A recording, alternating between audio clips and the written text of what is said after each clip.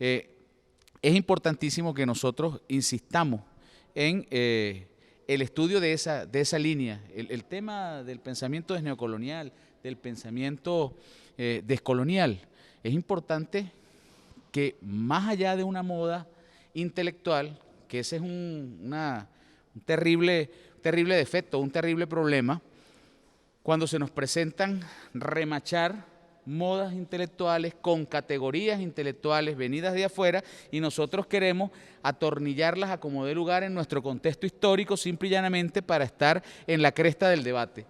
Si en algún lado hablan de alguna moda post, entonces nosotros nos volvemos inmediatamente post. Entonces, revisar nos es mucho más productivo, seguro, para la transformación y la construcción del socialismo, revisarnos desde adentro e incorporar todas las luchas de rebeldía, de resistencia de nuestros pueblos. Es mucho más saludable para la revolución y para el socialismo, para la profundización del pensamiento revolucionario, el estudio de las luchas en rebeldía de nuestros pueblos que el pretender atornillar modas y categorías que se usan de manera indistinta e indiferente como cualquier cosa, sin contexto, sin historia, sin método, sin ningún tipo de hilación contextual que nos permita definirnos e identificarnos, Alberto. Cuando hice mi primera intervención, hacía referencia al siglo XVIII, en el marco de ese auge del pensamiento ilustrado europeo, en el que un venezolano, que en todo caso el más universal hasta ese momento, sería Francisco de Miranda. Lo sería después de eso también durante mucho tiempo, y lo sigue siendo en una buena medida. Francisco de Miranda miró con mucha atención los procesos originarios de la historia americana. Francisco de Miranda llegó a hacer una propuesta muy audaz que para la articulación de la que él llamó, sin conceptualizarlo mucho, pero la llamó Nuestra América. En sus escritos aparece muchas veces la expresión Nuestra América. Él, para Nuestra América, pensó en que para unificarla en una integración más o menos ideal para ese momento, sería necesario establecer un modelo de gobierno como el del incanato. ¿De dónde le venía la idea? Hablamos de la importancia del hilo de continuidad, del pensamiento emancipador, liberador de América Latina.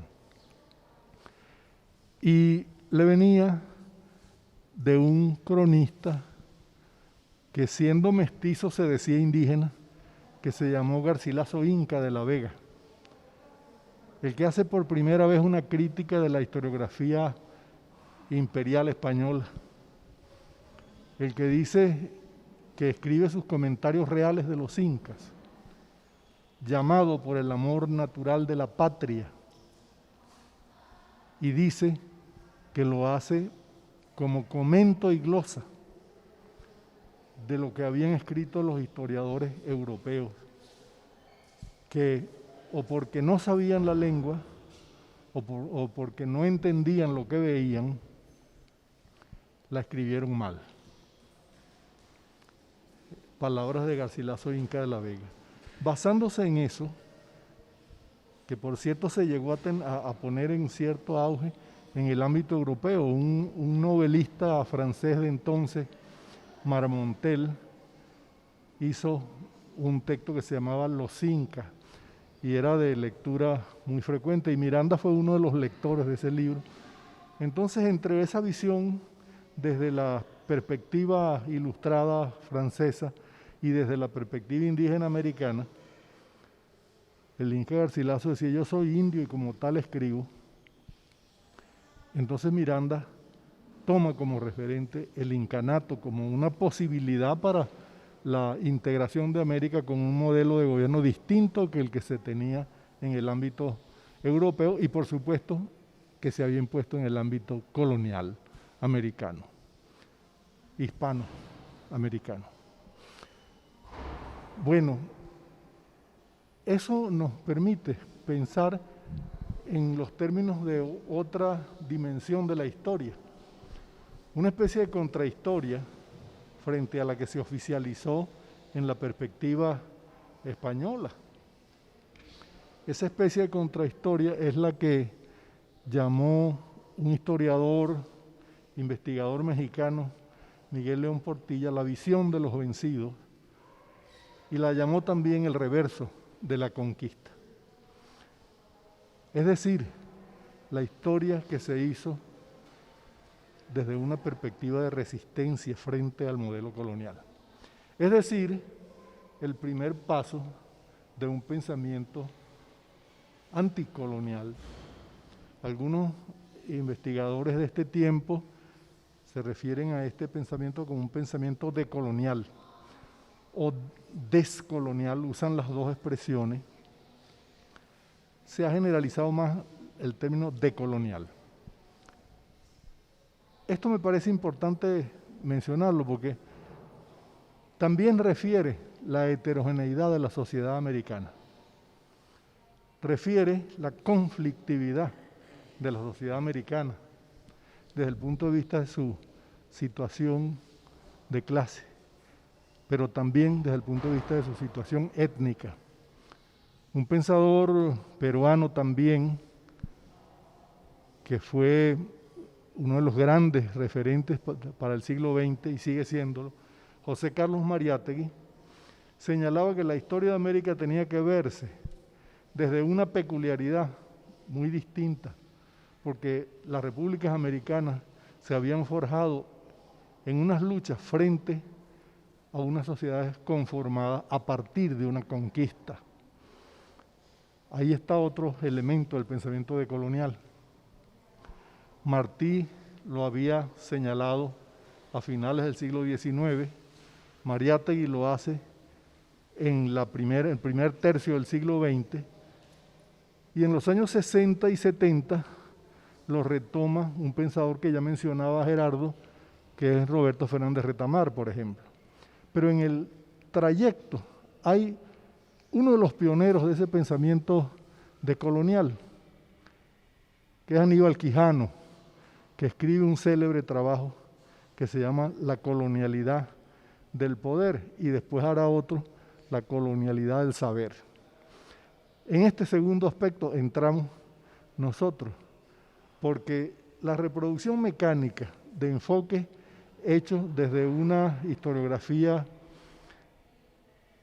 de raíz europea por lo general, de un planteamiento hegemónico y hegemonizante, lleva a que siempre creamos que allí está la razón y nos descalificamos, nos devaluamos a nosotros mismos, que tenemos ese hilo de pensamiento, perdón, que es posible reconstruir, que es posible rearticular para ver la tremenda consistencia, continuidad, pertinencia y sentido proyectivo que está en ese conjunto de elementos.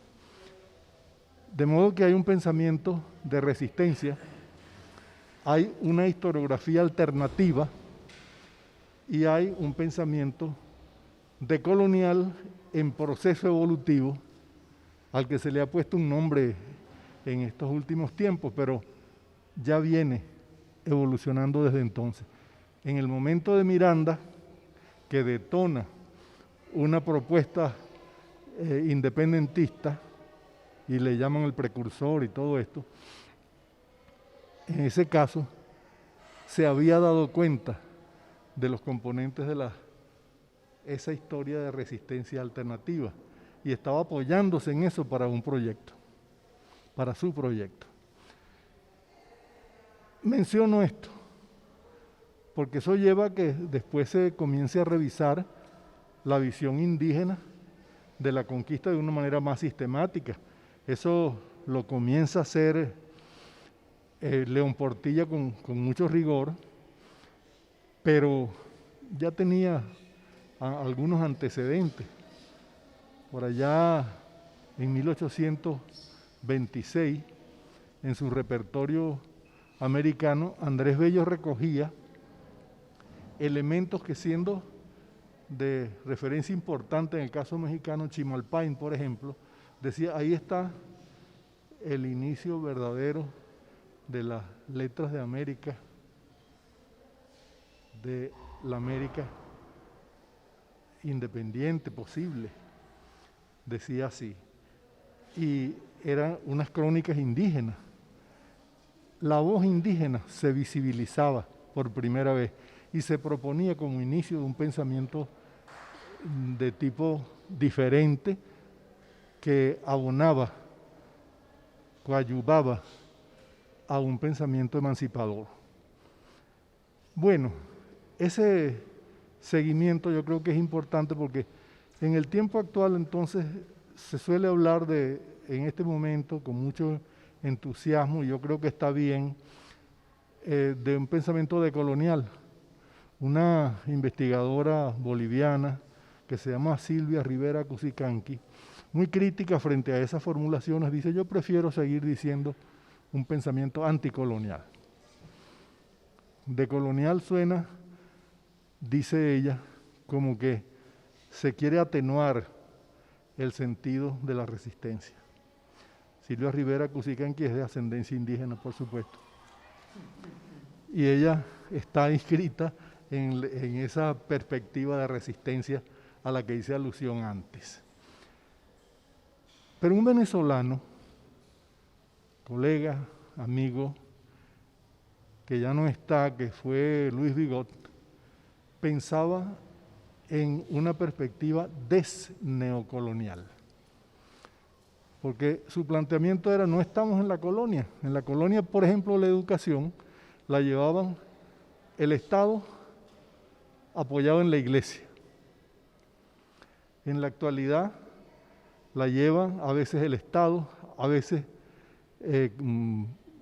elementos de la economía privada, y es un negocio en ese sentido. Y por otro lado, se lleva muchas veces desde una perspectiva también hegemónica, pero que reproduce unos modelos de los países industrializados, de los países llamados del primer mundo.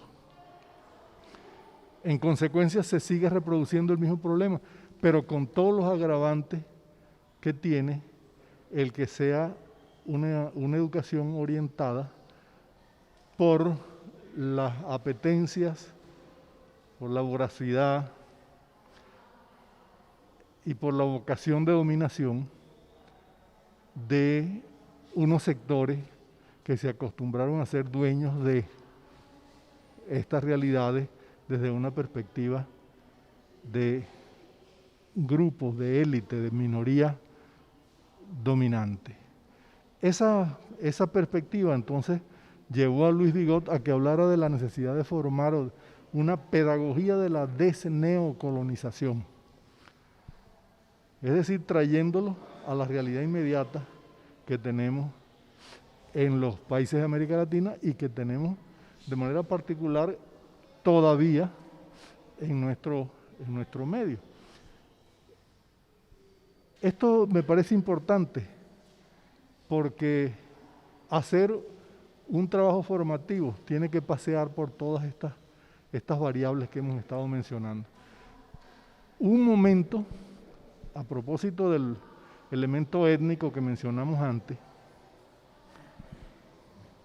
y a propósito de que la Constitución dice que este es un país pluricultural, multiétnico y multilingüe,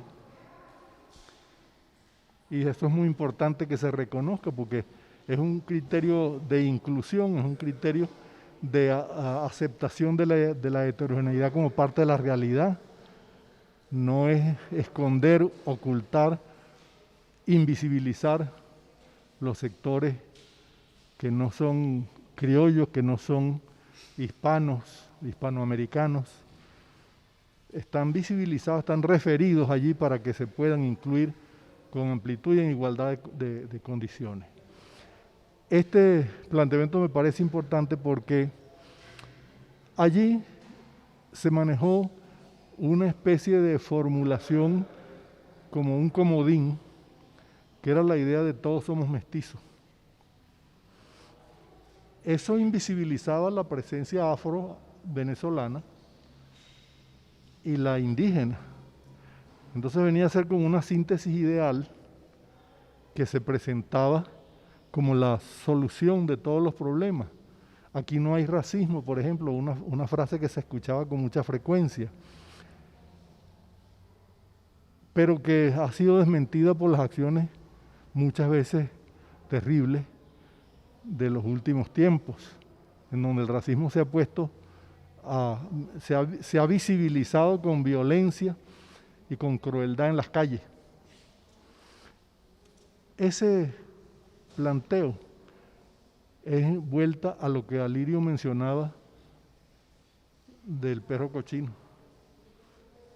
Es el sujeto afro-venezolano dejado de lado como no humano, como que se puede disponer de él de cualquier manera. Lo mismo con el sector indígena. Entonces sobreviven corrientes de pensamiento que corresponden a lo que fue aquel racismo primero del siglo XVI y de los tiempos de la conquista. Bien decía Mariátegui, por allá por 1926, que el colonialismo sobrevive. En algunos sectores es así. Ese pensamiento conservador, que forma parte de la realidad, Enrique lo destacaba, hay un par de volúmenes muy importantes en la biblioteca de Ayacucho, que se llama Pensamiento Conservador, que es una antología de ese pensamiento conservador en América. Entonces lleva a observar una cosa muy importante. Se hacían reducciones históricas, apoyándose en la expresión de Bolívar: no somos españoles, no somos indios, somos una especie media del género humano, y nuestro caso es el más extraordinario, que son sus palabras. Se pretendió interpretar eso como que habría una solución allí, en donde la problematicidad, eso que él llama extraordinario, lo más difícil, eso desaparecía para convertirse en la panacea de solución de todo desde el punto de vista discursivo. Somos mestizos. Ese planteo debajo tenía la invisibilización de los sectores afro y los sectores aborígenes. Eso me parece importante destacarlo, porque fue una coartada, en realidad, que le sirvió de base en una gran medida al pensamiento socialdemócrata, que fue el que aprovechó mejor eso, y que lo situó en un momento muy oportuno para sus intereses, que fue el momento de auge del fascismo nazi.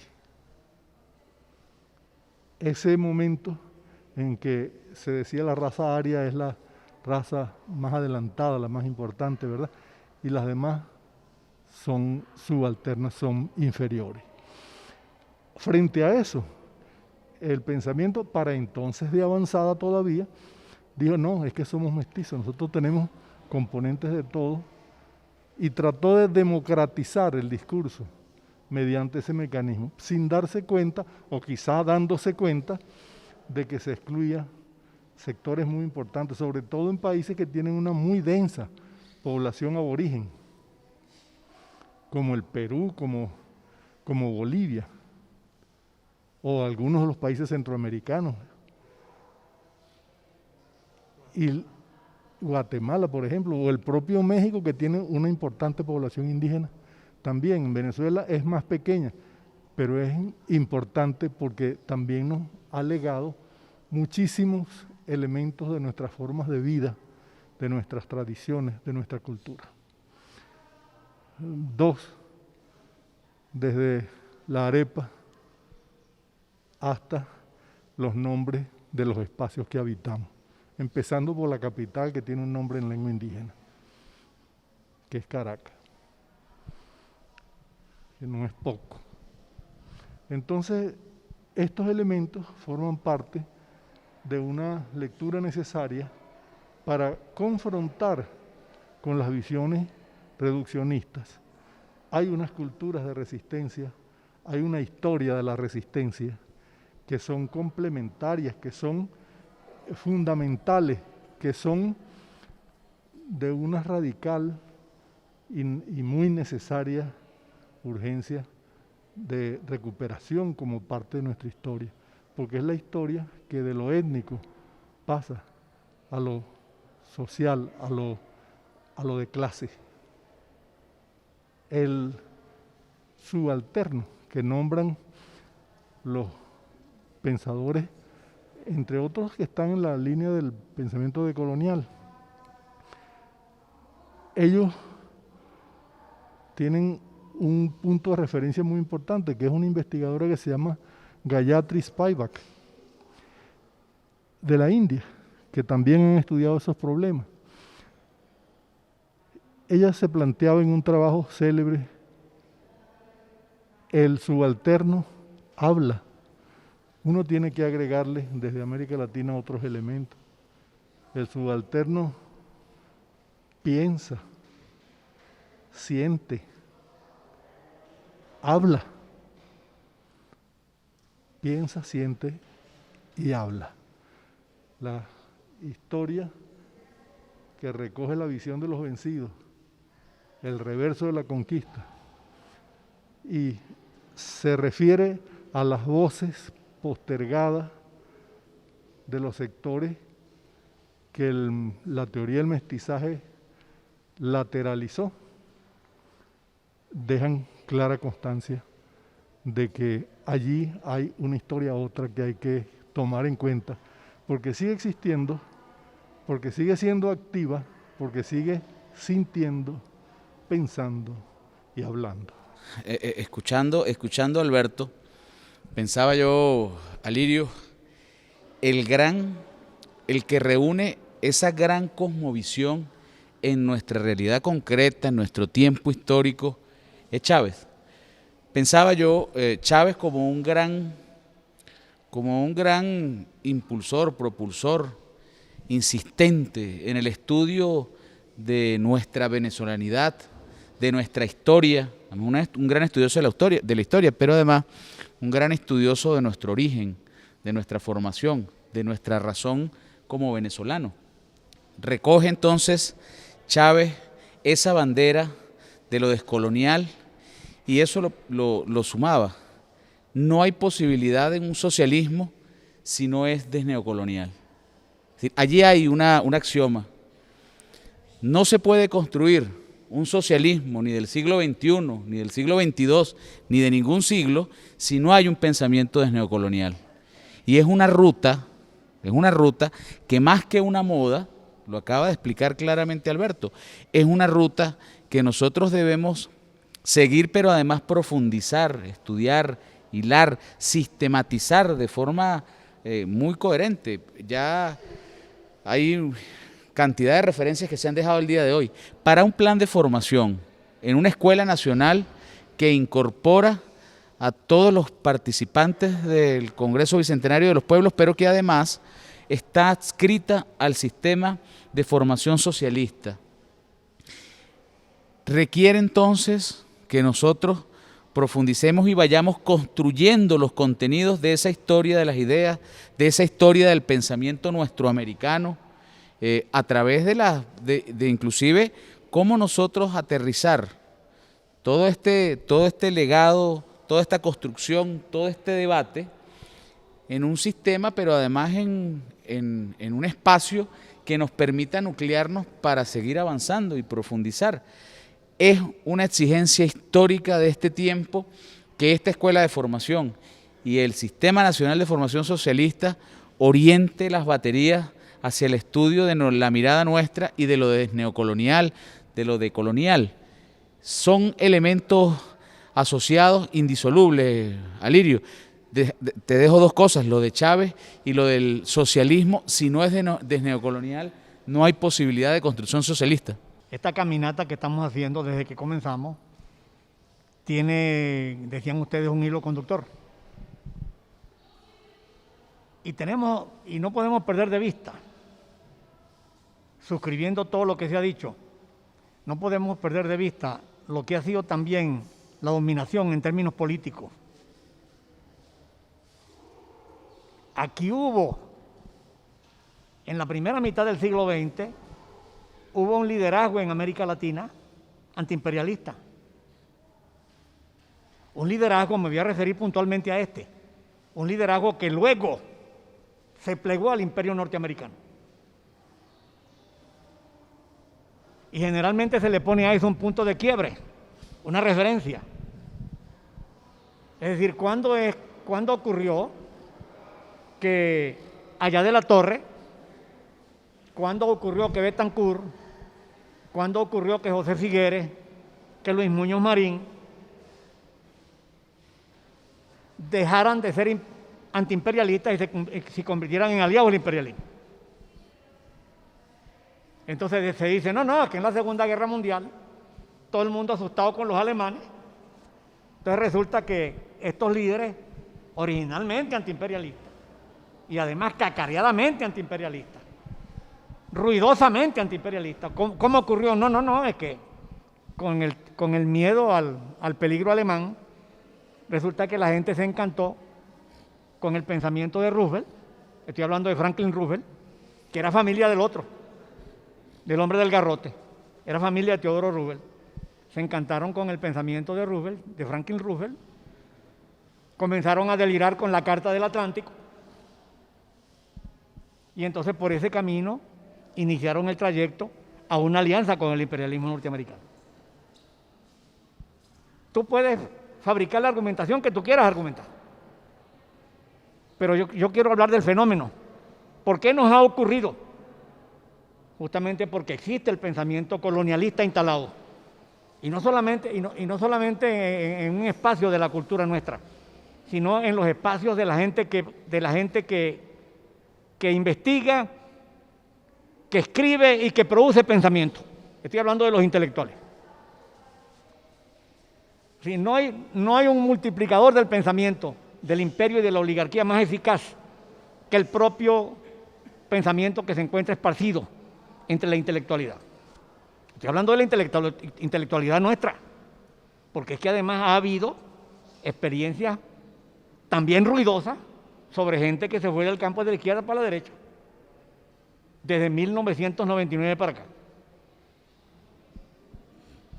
Claro, eso lo dejo ahí, porque en justicia lo que tenemos que decir es lo que es verdad, o lo que es principal, lo que es más importante, y es que la masa principal de la intelectualidad venezolana se mantiene inscrita en este proyecto, que es de lo que venimos hablando, la necesidad de abrirle cauce a un proyecto que no solamente sea en beneficio de la liberación, sino que además forme en el camino de la liberación. Ese es un trayecto que lo hemos iniciado, pero yo estoy seguro que ustedes comparten conmigo que ahora es cuando nos falta. Ahora es cuando nos falta. O sea, no solamente tenemos que echar abajo el discurso de la dominación, que es la educación dominadora, la cultura dominadora, que son homólogas de la dominación económica, de la dominación de clase, de la dominación fascista, que es racista. No solamente tenemos que echar abajo esa dominación, sino que tenemos que levantar el discurso liberador. Y para eso tenemos justamente que andar por estos caminos. Ahora, yo quiero introducir otro elemento, porque estoy hace rato aquí con el discurso de Angostura. Yo estoy convencido de varias cosas sobre Bolívar, porque ya ustedes saben que tengo años dándole vuelta a esto, a Bolívar como tema. Que no se agota Bolívar. Esto me lo decía Pi Vidal. Estas referencias son tan gratas, son tan provocadoras además. Yo fui alumno en México de Leopoldo Sea, pero antes de estar sentado en el pupitre frente a Sea, yo fui alumno de Sea en sus libros. Yo le contesto en una ocasión a Leopoldo Sea, lo voy a compartir con ustedes y con los camaradas y las camaradas que nos observan y que nos escuchan.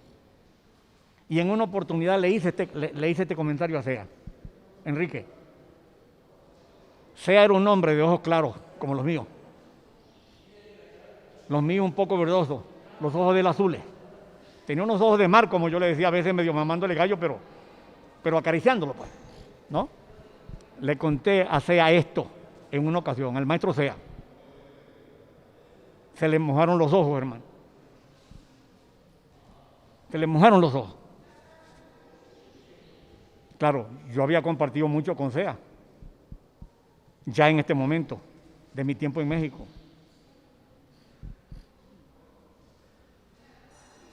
Alirio, me decía Sea, me está hablando Sea, Alirio, tú me ves como soy yo, un hombre de tez blanca, con los ojos claros,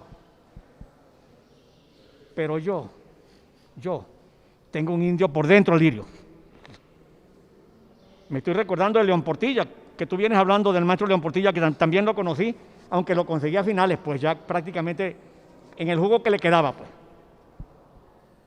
¿Tú sabes quién disfrutó mucho a León Portilla? El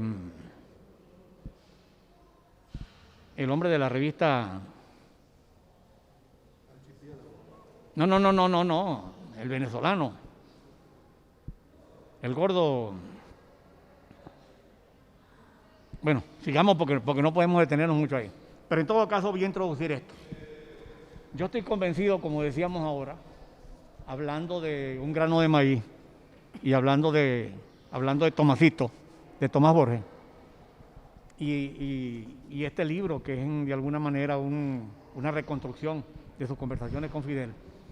Yo estoy convencido de que Fidel tenía razón cuando decía que Martí fue un Bolívar del pensamiento. El libertador en los trajines de la guerra, que es un oficio demasiado presionador, demasiado desafiante, demasiado retador. Bolívar en los oficios de la guerra tuvo que pensar mucho y de hecho produjo pensamiento, pero no fue exactamente un ideólogo, porque no tenía tiempo para ocuparse de eso. Esto se entiende perfectamente. Martí tuvo la bendición de contar con la capacidad, la inteligencia y el sentimiento bolivariano que le permitió leer a Bolívar después y por supuesto interpretarlo de manera correcta. Pero yo me voy a referir a una cosa que a mí me parece muy importante, porque es que generalmente, y esto lo hace la derecha y también lo hace gente de izquierda, nos presentan a Bolívar puramente como gente vestida verde, como gente con fusil, lo que han hecho también con el comandante presidente Chávez. Pretenden simplificarnos a los hombres, reducirlos tanto hasta el punto de negarlos y esconderlos. Resulta que Bolívar es un genio político y un genio geopolítico, no solamente militar, sino que fue un pensador político, y eso es lo que voy a decir. Bolívar dijo en el Congreso de Angostura, cómo no, moral y luces son las primeras necesidades, son nuestras primeras necesidades. Imploró por la abolición de la esclavitud. Nos dijo, necesitamos hombres probos gobernando. O sea, no nos sirven los ladrones gobernando. Todas estas cosas dijo Bolívar. Pero a mí me parece que este es un pensamiento, este que voy a leer del discurso de Angostura, este es un pensamiento clave del pensamiento político revolucionario del siglo XIX. Y esto lo dijo Bolívar. El sistema de gobierno más perfecto es aquel que produce mayor suma de felicidad posible, mayor suma de seguridad social y mayor suma de estabilidad política. Nadie había dicho esto. Nadie había dicho esto. Cuando digo nadie, lo digo con perfecta razón histórica. Cuando Bolívar está diciendo esto en Angostura, Carlos Marx tiene 2 meses de vida. 2 meses, prácticamente es un recién nacido, es un bebé. León XIII, que vino a hablar de la problemática social desde la perspectiva de la Iglesia a fines del siglo XIX, bueno, lo hizo a finales del siglo XIX, pero Bolívar está hablando en 1819 en Angostura y está diciendo esto. Yo estoy convencido de que el concepto de felicidad social, que es el concepto de justicia social, este bolivariano, es un pensamiento, es una referencia bolivariana que nosotros tenemos que sacar a flote también. Tenemos que sacarla a flote. Tenía mucha valencia este pensamiento de Bolívar. Este pensamiento sobre la máxima felicidad social. porque al fin y al cabo la Biblia del chavismo es la teórica social, es la problemática social, es la solución de los problemas de la sociedad.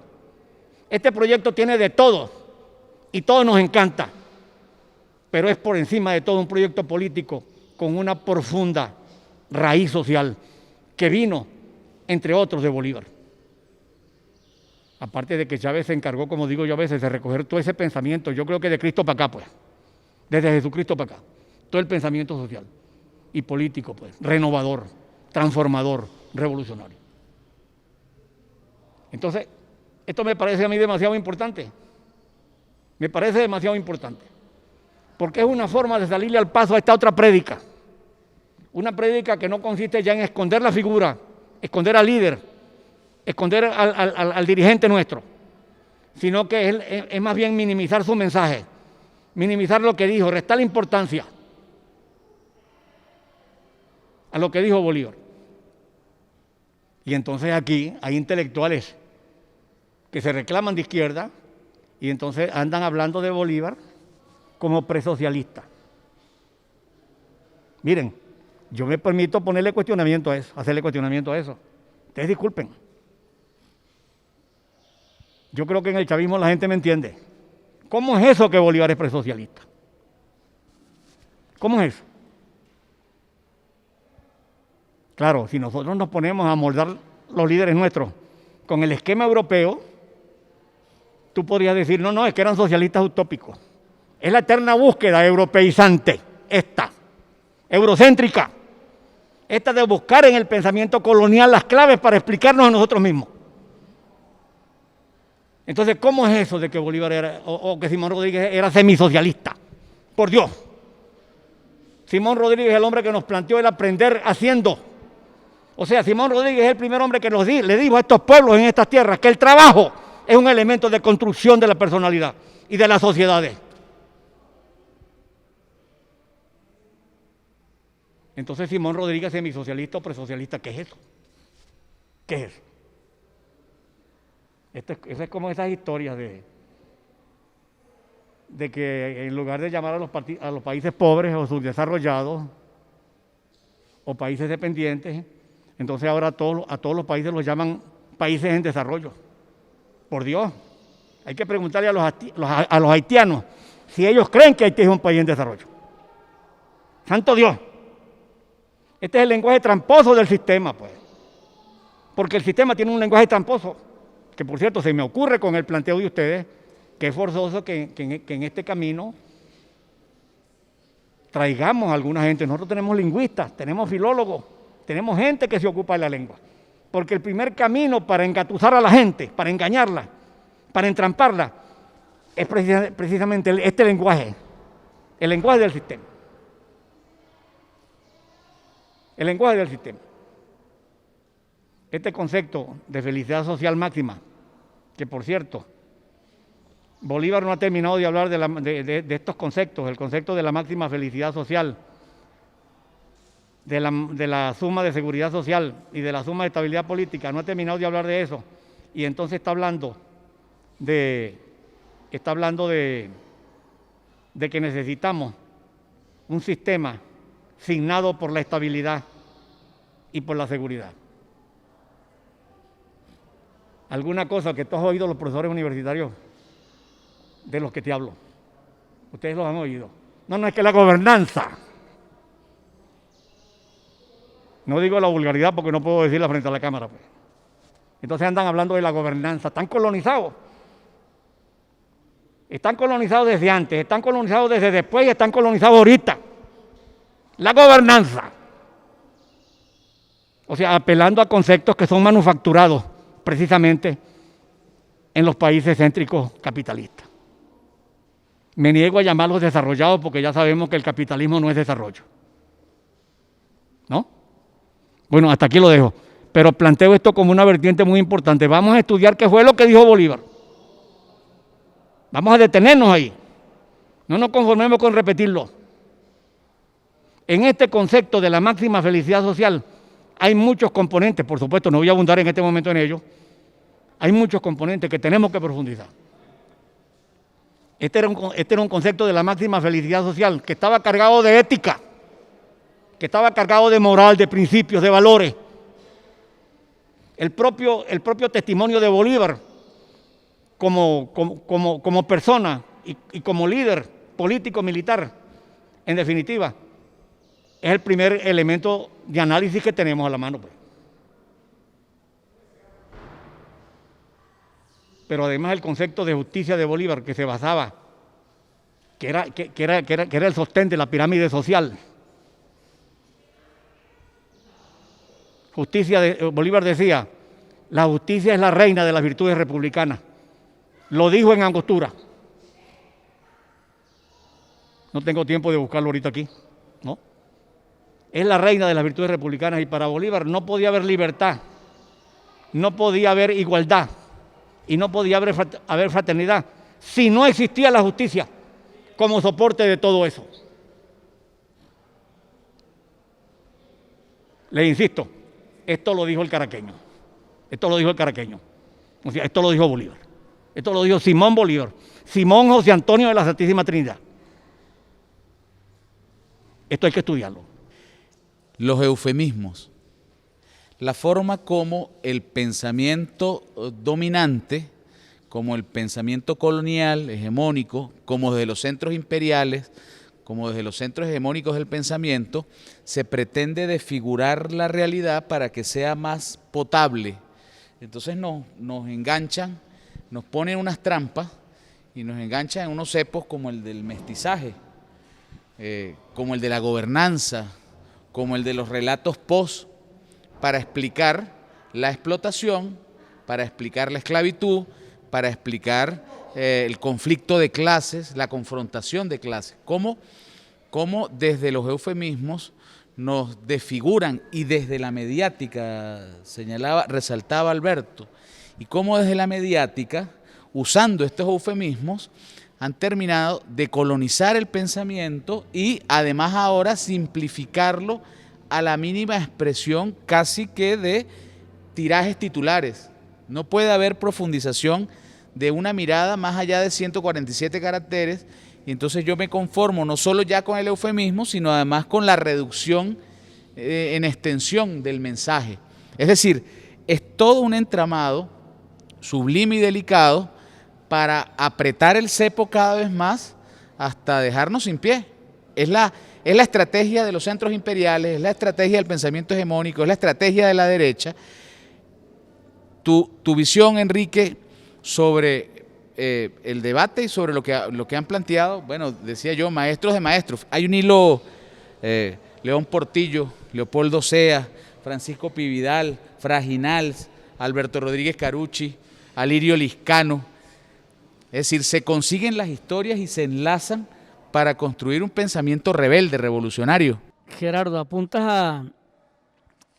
a las trampas del discurso, ¿sí? A los disfraces del discurso, ¿no?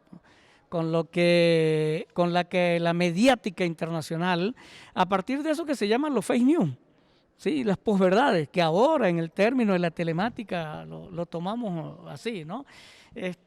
Con eso nos han querido, primero, como arropar. Segundo, mostrar una realidad que es completamente falsa. Es una realidad goebbelsiana. Goebbels está allí, pero completamente repitiendo esta cuestión para tratar de darle legitimidad en muchos casos a la violencia, a la agresión, a este bloqueo que estamos padeciendo hoy día a nivel nacional. Bueno, a toda esa serie de actividades que viene desarrollando no solo el supremacismo, sino el accionar de ese supremacismo desde el ejercicio del poder, pero también el accionar de unos gobiernos que de alguna manera nosotros los pudiéramos considerar como rebaños de ese supremacismo, ¿no? Unos gobiernos que suelen ser muy genuflexos, ¿no? Un presidente peruano dijo que eran los perritos falderos, ¿no? Un expresidente peruano, ¿no? Pero que son muy genuflexos realmente y que son gobiernos que aspiran a mantenerse tutelados. Es el problema de la colonialidad, la colonización nuevamente, y la lucha que tenemos aquí en Venezuela y en Nicaragua y en Cuba.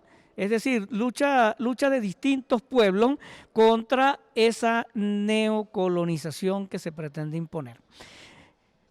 Pero fíjense, nosotros hemos sido convocados, decíamos ahora rato, para debatir, para reflexionar a partir del movimiento bicentenario, lo que estamos llevando de este bicentenario de Carabobo, entendiendo que no es que estamos nada más conmemorando o celebrando, porque también es un festejo de la patria, ¿no? Una alegría.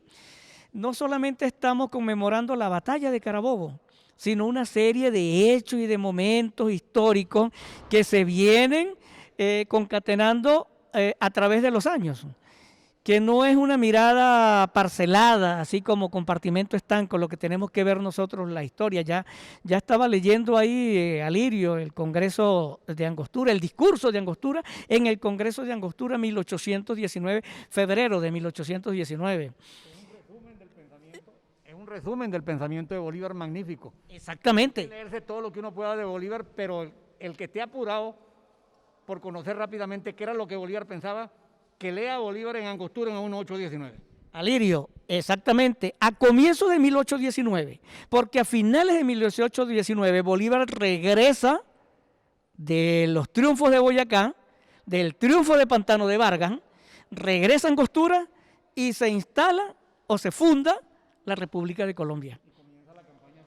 Y se va al sur.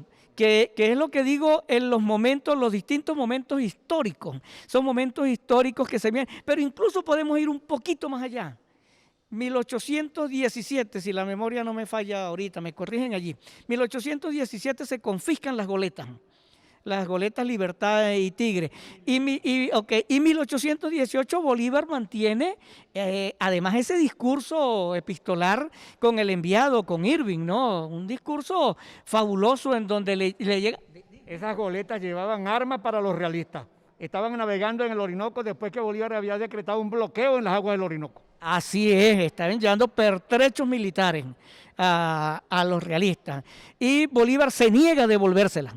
Se niega y hay amenaza, pero Bolívar es cuando Bolívar firme, le dice por allá en octubre del 18, Venezuela, más o menos las palabras, Venezuela ha perdido la mitad de su gente luchando contra el imperio español y la otra mitad quiere morir luchando por su independencia y vamos a morir. Exactamente, enfrentando a cualquier imperio. Hoy día nos está pasando lo mismo, no salvemos las distancias.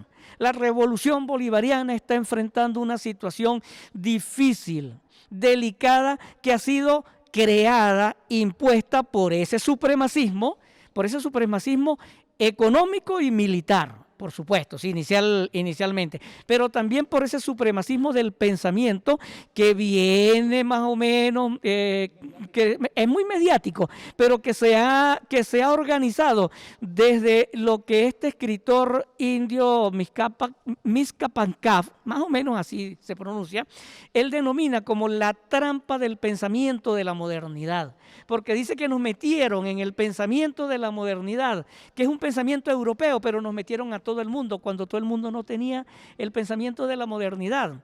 Que quizás eso debemos debatirlo, ¿no? Y él comienza a hablar, viene muy al caso lo que decía el profesor Alberto, con los pueblos, las subalternidades. Los pueblos de las periferias, la formación de los pueblos de la periferia, pero que está en contraposición a ese pensamiento. Nosotros tenemos que ponerle la mirada descolonial. Sí, la mirada de nosotros los latinoamericanos, de los venezolanos, la mirada de los periféricos, de los subalternos, de los marginales, como queramos llamarlo, así como las distintas etiquetas que nos han puesto, yo lo mencionabas ahora rato, Alirio, pueblos subdesarrollados, o pueblos del tercer mundo, sí, dependientes también, y todo, pero que son etiquetas realmente con las cuales nos han querido marcar como para demostrar que nosotros no tenemos la madurez política, social, económica, militar de dirigir nuestro propio gobierno y nuestros propios destinos, ¿no? Descalificadores hoy son la tesis del perro cochino por allá. Exactamente. Los españoles. Cómo no, Alirio? Para allá apuntaba, ¿por qué? Porque es que, y tomemos el ejemplo de Tucídides, que en algún momento lo hemos mencionado en otras conversaciones, ¿no? Lo que es la idea, la metáfora de la trampa de Tucídides, visto desde el punto de vista militar, ¿sí? Y también tomado en muchísima relación con la propuesta de Gramsci, ¿no? Lo viejo que no termina de morir y lo nuevo que no acaba de nacer, ¿no? Finalmente. Bueno, con el pensamiento, no solamente es la propuesta militar, decía, sino que el pensamiento también está en debate. El pensamiento descolonial, el pensamiento de las potencias emergentes, de los pueblos emergentes, como el de la Revolución Bolivariana, tiene que estar en debate y enfrentándose al pensamiento del supremacismo estadounidense, del supremacismo europeo. Nosotros tenemos que desmontar las narrativas, esas que nos han creado, que nos han impuesto, esas que nos han disfrazado muy bien para mostrarnos como dictadores, un gobierno, una dictadura, con un gobierno narcotraficante, un Estado fallido y un gobierno que se sostiene con un clan que es el clan de los soles. Todo eso es fake news, ¿sí?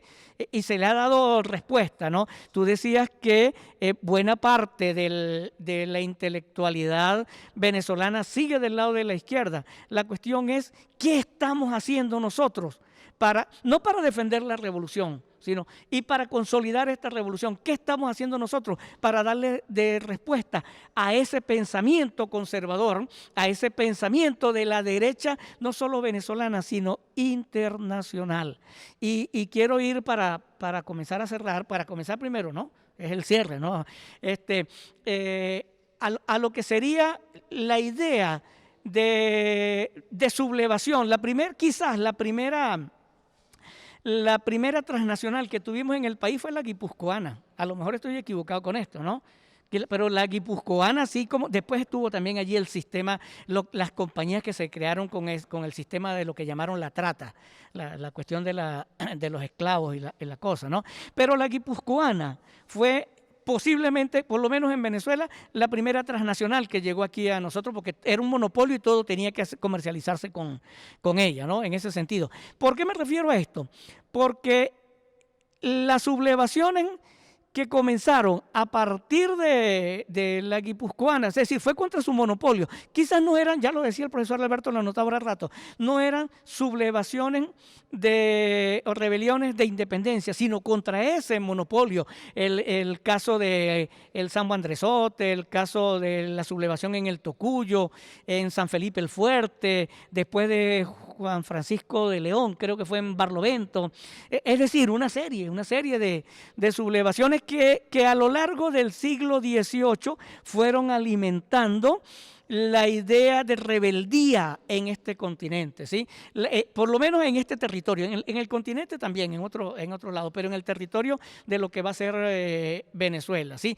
Pero también en ese siglo XVIII, y lo vamos a iniciar lo tomamos con Miranda, en ese siglo XVIII comienza a nacer, a mitad de ese siglo, una generación de hombres y de mujeres que van a ser vanguardia en la independencia, en la lucha, en la historia, no solo de Venezuela, sino del continente. Estaría Bello, estaría Bolívar, Simón Rodríguez, Juan Germán Rocio y bueno, las distintas mujeres que estuvieron siempre participando allí, Juana la Avanzadora, ¿no? que tenemos, que nació allí, en distintos lugares, pero es una generación que va a nacer, se va a formar en el conocimiento histórico, en lo que estaba pasando en el contexto geopolítico. No existía la concepción como tal, pero en lo internacional, la Revolución Francesa, la de las 13 colonias estadounidenses, pero van a conocer también el pensamiento de los jacobinos, que va a ser muy importante para Venezuela y sobre todo luego lo que se va a dar lo que se va a llamar como los jacobinos negros, ¿sí? La importancia que va a influir Haití en ese pensamiento. Por eso nosotros sí debemos volver al pensamiento nuestroamericano, al pensamiento latinoamericano o al pensamiento de la América Meridional. Nosotros tenemos que comenzar a rescatar esto porque es valioso y esa generación fue extraordinaria. Esa generación produjo intelectuales de primer orden, produjo presidentes en distintos países del continente americano, lo que vamos a hacer después distintos países del continente americano. Pero hay algo importante allí, ya ustedes lo mencionaron los tres, la noción de patria. La noción de patria la mencionaba el profesor Alberto al comienzo, en su segunda intervención. ¿Qué es la patria? Lo que tenemos como patria, no entendiéndola en ese sentido grecolatino, clásico, de que son los bienes del padre, no, entendiendo a la patria es el suelo natal, el suelo donde se nace, pero además lo que nos une, lo que nos acerca, lo que nos aproxima.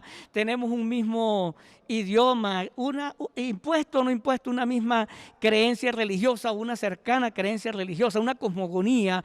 Tenemos unas costumbres, una cultura. Eso está conformando esa primera idea de patria, que por cierto, vuelvo con el discurso que uno tiene que saberlo manejar y no crear las palabras como con camisa de fuerza, porque se pone hoy día sobre el tapete la noción de matria, pero la noción de matria surge con toda la carga semántica y con toda la resonancia significativa que tiene la palabra patria.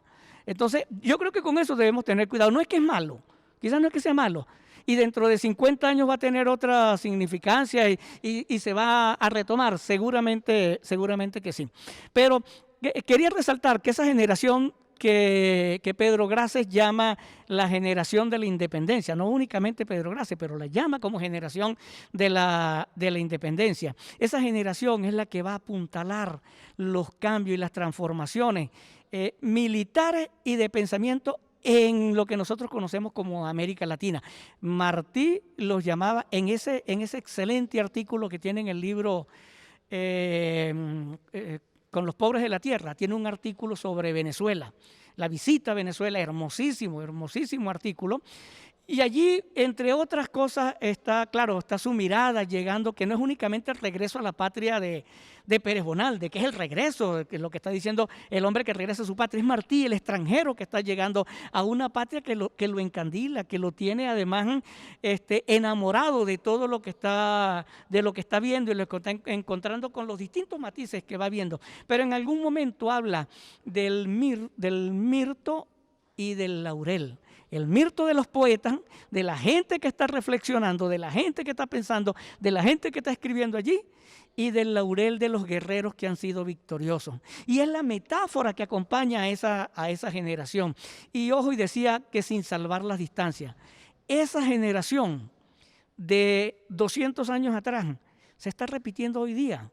Quizás nosotros no tenemos los supuestos teóricos para mirarlos y para revisarlos. Eso lo van a tener dentro de 50 o dentro de 100 años los venezolanos a los que nosotros lo dejemos patria. Por eso no podemos darnos el lujo de fallar. Por eso nosotros tenemos que formar bien a esta siguiente generación, a esta generación que nos está escuchando hoy día y a los que vienen después de ellos. Porque dentro de 50 o 100 años, esta generación y aquellas generaciones en el futuro tienen que estar hablando de la generación de independencia y de la generación que 200 años después, en el 2021, derrotó al supremacismo norteamericano, enfrentó a cualquier imperio, no solamente al supremacismo norteamericano o estadounidense, al supremacismo europeo o a cualquier otro imperio que quiera venir a sojuzgarnos a cada uno de nosotros.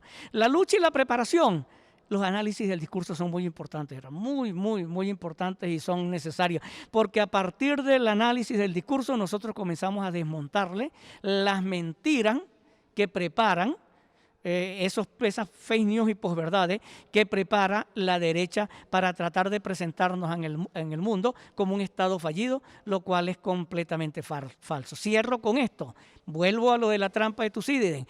Estamos en este momento ante dos potencias en el caso del pensamiento que se están enfrentando, no únicamente en lo militar que podría ser, ahí hay otra discusión para hacerlo, ¿sí? Pero en el pensamiento ya estamos enfrentados y esa batalla nosotros todos estamos llamados a darla y no solamente a darla, a vencer.